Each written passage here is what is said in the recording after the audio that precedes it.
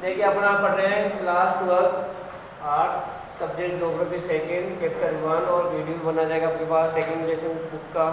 तो आज हम पढ़ेंगे इसके अंदर जनसंख्या और घनत्व, वितरण और वृद्धि, इन चारों के बारे में पहले चर्चा करने की होती क्या है, इनमें किस किस का अध्ययन होता है। अगर ये चीज़ चार समझ में आ जाती हैं तो पूरा पाठ पर समझ में आ सकता है। तो देखिए पहला है जनसंख्या। जनसंख्या किसे कहते हैं, ये प्रश्न आता है तो आपको लिखनी पड़ेगी परिभाषा। देखिए आगे इसके कोई नाम हो तो आंसर आएगा संख्या के अंदर, आगे कोई नाम नहीं है तो आंसर आएगा परिभाषा के अंदर। तो जनसंख्या पूछ रहा प्रश्न से तो लिखेंगे कोई भी विशेष क्षेत्र हो सकता है, अपने पास कोई भी विशेष क्षेत्र हो सकता है। तो किसी विशेष क्षेत्र में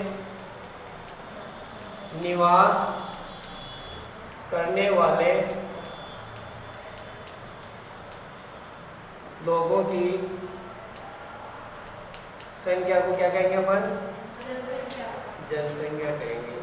ये प्रश्न आपके परीक्षा में पूछा जा सकता है।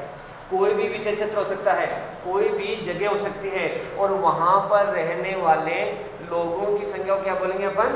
जनसंख्या कहेंगे। ठीक है, तो इस प्रकार अपन बता सकते हैं जनसंख्या किसे कहते हैं। तो ये आंसर आएगा किसी विशेष क्षेत्र में निवास करने वाले लोगों की संख्या को जनसंख्या कहते हैं। ठीक है, तो पहले समझ में आ गया अपने पास जनसंख्या किसे कहते हैं। अब इस जनसंख्या को हम किस प्रकार से स्पष्ट कर सकते हैं। तो देखिए अपने पास अगर अपने पास पूछे कि 2011 के अनुसार, 2011 के अनुसार आपके आंकड़े 2011 के अनुसार है, क्योंकि हमारी जनगणना भी 2011 में हुई थी, तो पूरे आंकड़े 2011 के अनुसार ही आएंगे। तो 2011 के जो आंकड़े हैं उनको ढंग से क्लियर करना पड़ेगा। देखिए 2011 के अनुसार पूछे कि भारत की जनसंख्या कितनी है, इसकी पूछे आपसे भारत की जनसंख्या कितनी है, तो कितनी आएगी भारत की जनसंख्या, कितनी आएगी? ये देखिए आप लोग 2011 के अनुसार भारत की जनसंख्या है 121.01 करोड़। ये नहीं कि 121 करोड़ लिख दिया अपन ने, ऐसा नहीं है। अपन को पूरा आंकड़े होने चाहिए अपने पास। 121.01 करोड़ जनसंख्या भारत की है 2011 के अनुसार। अगर हमें पिछले 10 साल बाद में पूछ लें 2001 के अनुसार कितनी है, तो हमारी जनसंख्या कितनी है? 102.08 करोड़ जनसंख्या अपने पास। ये है पिछले साल 10 साल पुरानी। कभी कभी 2001 का भी आंकड़ा पूछ लेता है, क्योंकि ये भी तुम्हारे हैं आंकड़े, तो ये भी पूछ सकता है। तो 2001 और 2011 के आंकड़े तो आपको कंप्लीट याद रखना है। तो 2011 और 2001 हो गया अपने पास। 2011 के अनुसार तो जनसंख्या इतनी है अपने पास और 2001 के अनुसार जनसंख्या इतनी है। तो जब अपने पास जनसंख्या गई 2011 के अनुसार भारत की जनसंख्या कितनी है, तो अपने पास संख्या इस प्रकार से आएगी। प्रैक्टिकल में आएंगे तो प्रैक्टिकल में आपसे पूछा जा सकता है, बताइए 121.01 करोड़ जनसंख्या किस देश की है? भारत की। बस ये है 102.8 करोड़ जनसंख्या किस देश की है, तो कब की ये, तो बताना है 2011 के अनुसार भारत की जनसंख्या 102.8 करोड़ है। ठीक है, समझ आएगी बात। अब देखिए अपने पास ये हो गया अपने पास जनसंख्या। इसमें देख लेते हैं राजस्थान की, देख लेते हैं अपन 2011 के अनुसार जनसंख्या राजस्थान की कितनी है। तो राजस्थान में वहाँ पर आ जाएगा, राजस्थान की जनसंख्या पूछे तो कितने बताओगे आप लोग?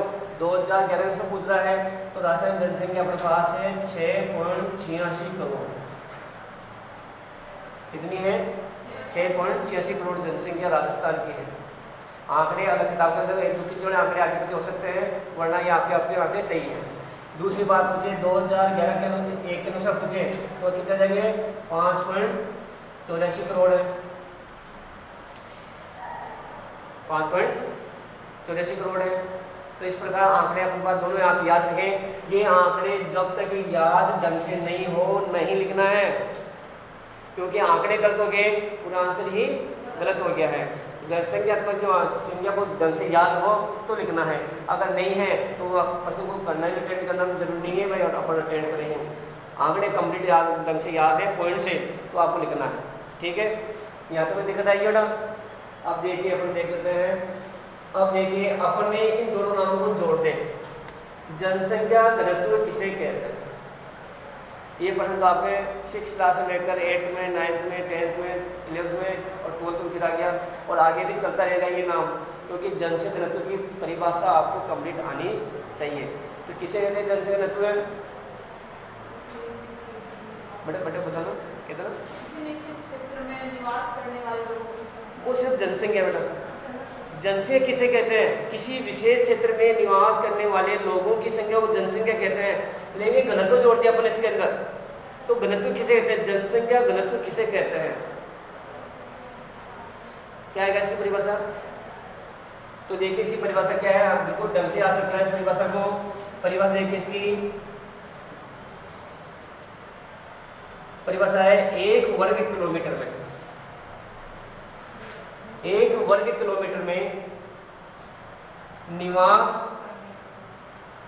करने वाले लोगों की संख्या के औसत अनुपात को जनसंख्या घनत्व कहते हैं।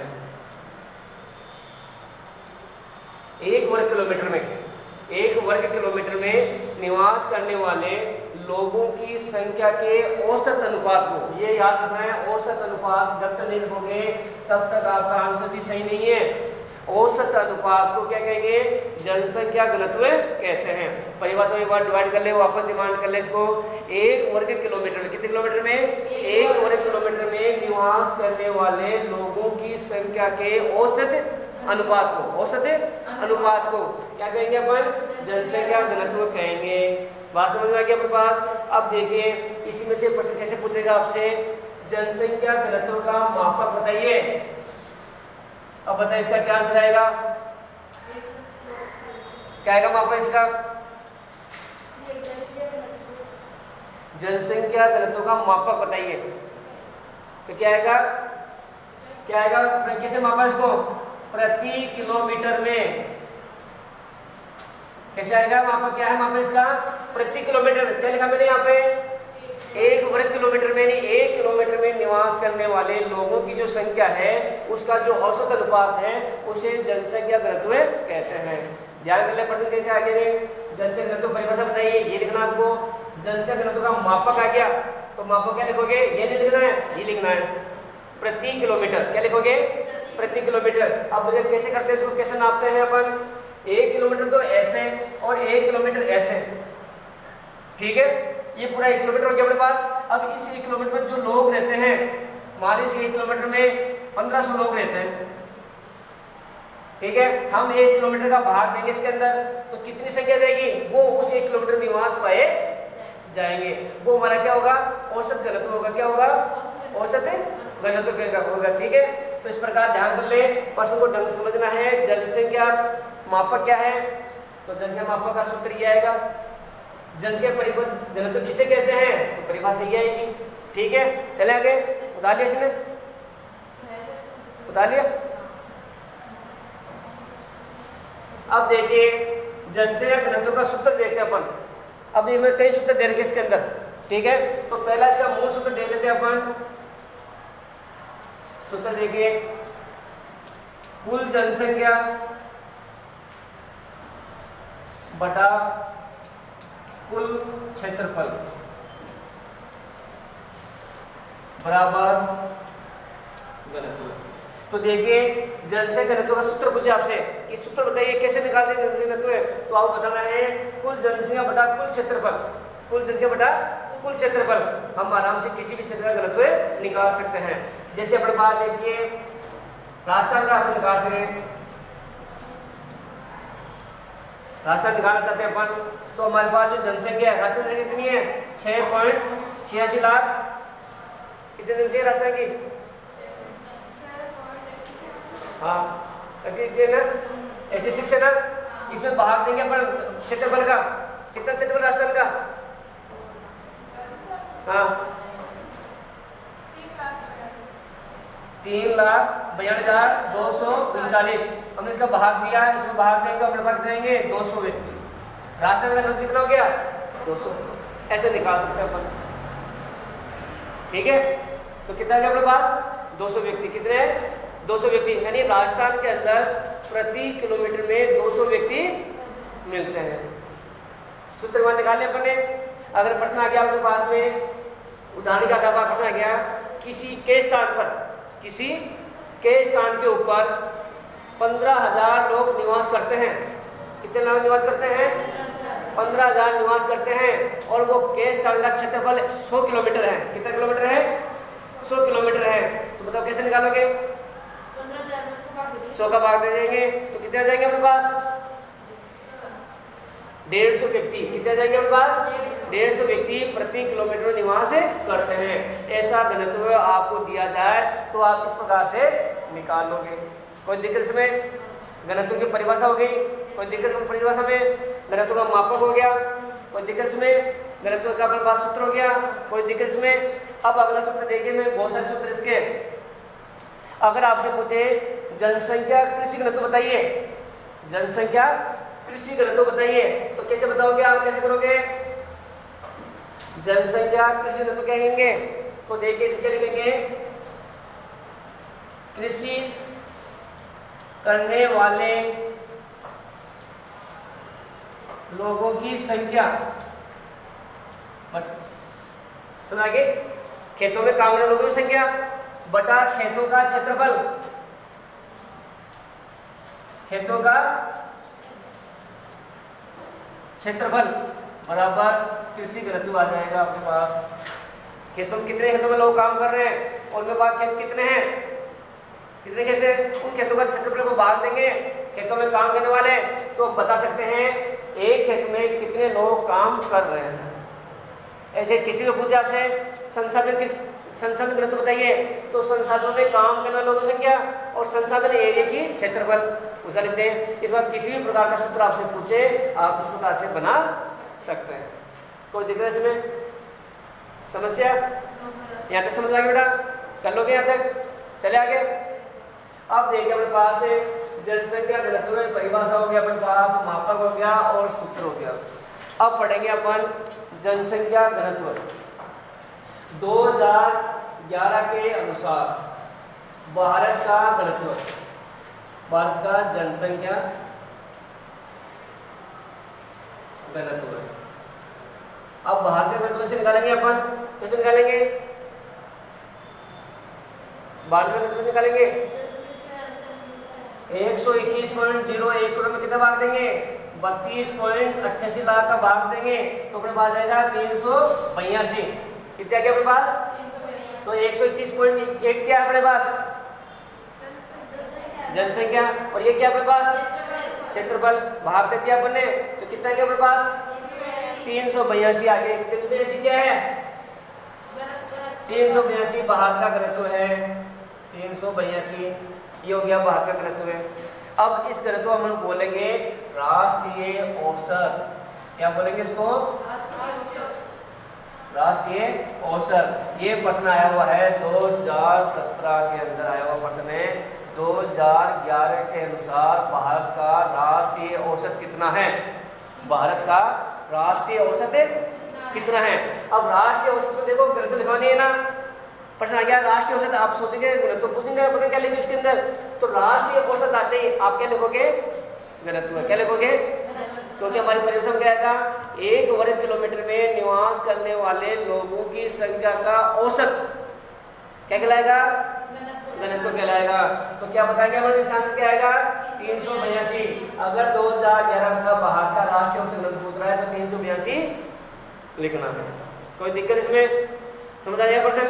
प्रश्न कैसे बेटा पढ़ना है 12th क्लास से, ये बहुत घुमा के प्रश्न देंगे, लेकिन उसको प्रश्न समझना अपन को क्या पूछ रहा है अपन से। क्या समझ आएगी बात? तो राष्ट्रीय औसत करते क्या लिखोगे? घनत्व में लिखना है 382। कब पूछ रहा है ये? 2011 के अनुसार। अब देखिए ये तो गया आपके पास 382 किससे हो गया? भारत का हो गया। अब देखिए भारत में 2 प्रकार के राज्य होते हैं। भारत में कितने प्रकार के राज्य हैं? कौन कौन से? केंद्र शासित प्रदेश और साधारण राज्य। एक तो के साधारण राज्य और एक हो गया अपने पास केंद्र शासित प्रदेश,